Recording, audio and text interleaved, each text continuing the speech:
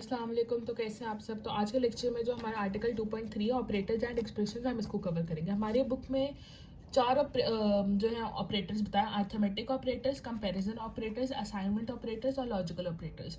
तो मैं कोशिश करूँगी इन सब पे अलग अलग वीडियो बना दूँ। आज के लेक्चर में मैं आपको सिर्फ ये 2 लाइन डिस्क्राइब कर दूँगी और फिर मैं हर ऑपरेटर पे अलग वीडियो बना दूँगी। उससे ये होगा कि आपको समझने में ईजी होगी, और अगर आपको एक ऑपरेटर नहीं समझ आया, मतलब अगर आपका एग्ज़ाम है तो आप किसी ऑपरेटर में कंफ्यूज हो, तो आप आकर सिर्फ उसी की वीडियो सर्च करके सिर्फ वही ढूंढ सकते हो। ठीक है, वीडियो ज़्यादा लेंथी भी नहीं होगी। और दूसरा जो मैंने ये काम किया है, उसका पर्पज़ ये था कि मैं चाहती हूँ कि अगर मैं आपको फॉर एग्जांपल अर्थमेटिक ऑपरेटर्स पढ़ा रही हूँ ना, तो मैं आपको उसका प्रैक्टिकल साथ ही करके उसी वीडियो में दिखा दूँ, ताकि आपको ढूंढना ना पड़े।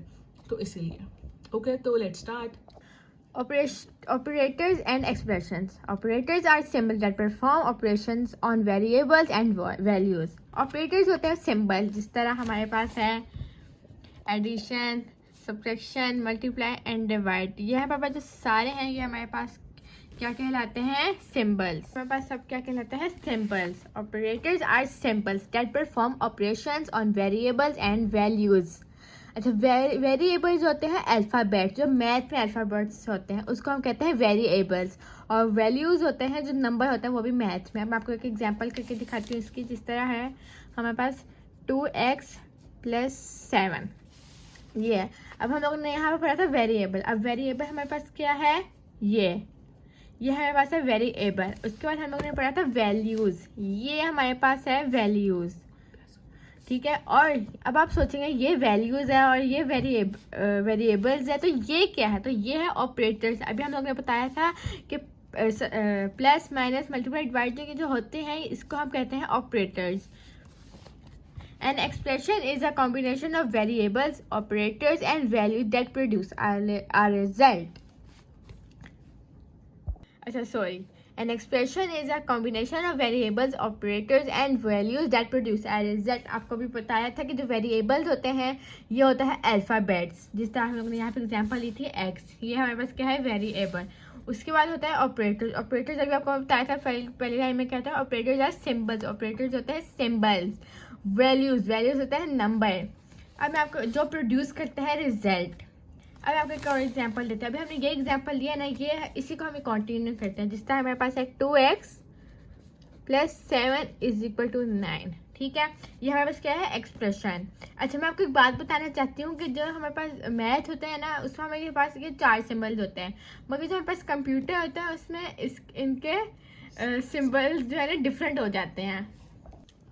ठीक है, तो अब जैसे एडिशन है तो उसके लिए कंप्यूटर में तो मतलब इसको बोलेंगे तो प्लस ही एडिशन ही, और कंप्यूटर में इसका सिंबल भी यूज़ होता है। जो डिफरेंस आते हैं ना वो मल्टीप्लाई और डिवाइड में आते हैं। ठीक है, मल्टीप्लिकेशन के लिए अब हमारा जो फर्स्ट टॉपिक है अर्थमेटिक ऑपरेटर्स, इसमें उन्होंने सारे ऑपरेशंस बताए हैं, सॉरी ऑपरेटर्स बताए हैं। ठीक है, तो जो मल्टीप्लाई का ऑपरेटर है ना वो बेसिकली यूँ स्टार हो जाता है। ठीक है, और जो डिवीजन का है ना, उस डिवीजन के आगे 3 फर्दर टाइप्स होती हैं।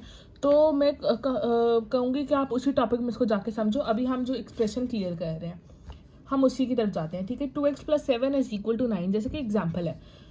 अच्छा, तो हमने यहाँ पे एक बात पढ़ी है कि दैट प्रोड्यूसेस द रिजल्ट। अब ये बन तो गया, लेकिन रिजल्ट कहाँ से है? मतलब ये तो हमारे पास एग्जैक्टली हमने एक्सप्रेशन लिख दिया ना, इसका रिजल्ट कैसे आएगा? तो मैथ्स के स्टूडेंट्स हो, 2x को इधर रखो, यहाँ पे 9 - 7 हो जाएगा। 9 - 7 हमारे पास होता है 2 होता है। ठीक है, 2 और यहाँ पे 2x। ठीक है, x = 2 / 2 = 1। ओके, ये रिजल्ट आया। सॉल्यूशन सेट, क्योंकि हम मैथ्स नहीं पढ़े, हम कंप्यूटर पढ़ रहे हैं। ठीक है, तो सॉल्यूशन सेट क्या आ गया? 1 आ गया। ओके, तो वो एग्जांपल मैंने आपको दी थी, उसके अलावा कोई और एग्जांपल अगर लिख लो। अच्छा, वेरिएबल सिर्फ x y z नहीं होता, बल्कि a b c भी होते हैं। तो हम लोग 9th में पढ़ते थे ना, ज़्यादातर x y z और a b c यूज होते थे, लेकिन फर्स्ट ईयर की जो है ना मैथ्स, उसमें p q बहुत यूज होता है। तो क्योंकि बचपन से आदत थी एक्स वाई जी और एबीसी की पढ़ी होती थी, तो होता था कि पी क्यू जब आता था तो क्वेश्चन ही मुश्किल लगता था, बहुत आसान क्वेश्चन होते थे वैसे। तो अच्छा, हम पी क्यू से अगर कोई एक्सप्रेशन बनाएं, अब हम कुछ चेंज करते हैं, हम बनाते हैं P - Q + 337 multiply by 9 = 0। Identity बन गई। ठीक है, मैथ्स में आइडेंटिटी का पढ़ा होगा। तो अब देखो इसमें more than one variable use हो रहा है, दो वेरिएबल यूज़ हो रहे हैं, more than one value use हो रही है, दो वैल्यूज़ यूज़ हो रही है। वैसे तो ये भी वैल्यू है हमारे पास, क्योंकि जीरो इज़ अ नंबर ना, न्यूमेरिक डेटा, तो हम इसको भी वैल्यू कंसिडर कर सकते हैं। और मोर देन वन जो है वो हमारे पास ऑपरेटर्स यूज़ हो रहे हैं, ठीक है। तो मैं आपको ये बताना चाहती हूँ कि जिस तरह मैथ्स में जो आपके पास एक्सप्रेशंस होते हैं उसमें एक से ज़्यादा वैल्यू, एक से ज़्यादा वेरिएबल और एक से ज़्यादा ऑपरेटर यूज़ होते हैं, इसी तरह कंप्यूटर में भी ऐसा ही होता है। लाजमी कंप्यूटर में सिर्फ एक ही वैल्यू जो हम सिंपल कर रहे हैं 3x - 9 = 2, इसी तरह का हो, ऐसा लाजमी नहीं है, ठीक है। ठीक है, तो मतलब सिंपल नहीं होगा आपके पास कंप्यूटर में जो एक्सप्रेशन होता है वो आपके पास कॉम्प्लेक्स एक्सप्रेशंस भी हो सकते हैं, बट आपके ग्रेड तक जो है वो आपको सिंपल एक्सप्रेशंस ही पढ़ाएंगे, ठीक है। वैसे एक्सप्रेशंस का इतना काम नहीं है क्योंकि ज़्यादा प्रोग्रामिंग हो रही है, तो प्रोग्रामिंग में कोड और बाकी चीज़ों का ज़्यादा है, लेकिन क्योंकि आपको पता होना चाहिए, क्योंकि आप लोग बेसिक्स पढ़ रहे हो तो आपको बेसिक में पता होना चाहिए कि कंप्यूटर के एक्सप्रेशन सिर्फ ऐसे नहीं होते जिसमें एक ही वैल्यू, एक ही वेरिएबल हो और एक ही ऑपरेटर हो, बल्कि ऐसे कॉम्प्लेक्स भी हो सकते हैं। आई होप आपको आज की वीडियो समझ आई होगी, पसंद आई होगी। अगर आपको कोई भी क्यूरी हो, कोई भी क्वेश्चन हो तो आप मुझसे ज़रूर पूछें, मैं आपको ज़रूर रिस्पॉन्स दूंगी।